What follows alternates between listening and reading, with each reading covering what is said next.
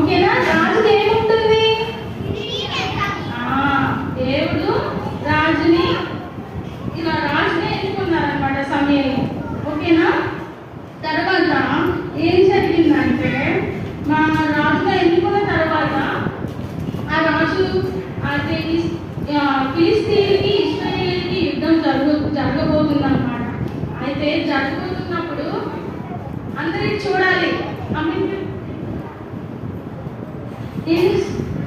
అయితే ఏం జరగబోతుంది? యుద్ధం జరగబోతుంది అన్నమాట.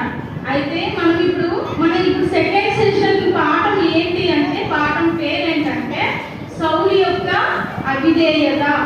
ఓకేనా? ఏంటి చెప్పండి? సౌలు యొక్క అవిధేయత.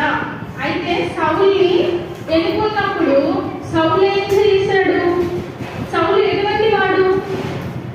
అందమైన వాడు. నేను చూపిస్తాను. బైబిల్ ప్రకారంగా సౌలు చాలా పొడవాటి వాడు. అది ఉంది అక్కడ కనిపిస్తుంది కదా. సౌలు చాలా అందమైన వాడంట, చాలా పొడుగ్గా ఉంటారంట. అర్థమైందా? సౌలు ఎటువంటి వాడు?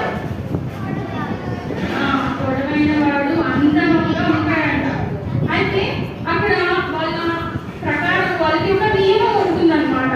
నియమం ప్రకారము ఒక యుద్ధం జరగబోతుందనగా, అంటే ఇశ్రాయేలుకి ఫిలిస్తీన్కి యుద్ధం జరగబోతున్నప్పుడు అప్పుడు ఆ యొక్క పట్టణస్థులకి ఒక నియమం ఉంటుంది.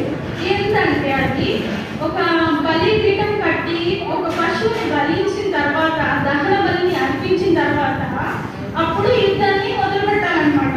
అర్థమైందా? యుద్ధాన్ని మొదలు పెట్టాలి. అయితే అది ఎవరు చేయాలి? ఆ యొక్క బలిని ఎవరు ఇవ్వాలంటే ఒక ప్రవక్త ఇవ్వాలి. ఆ ప్రవక్త ఇవ్వాలి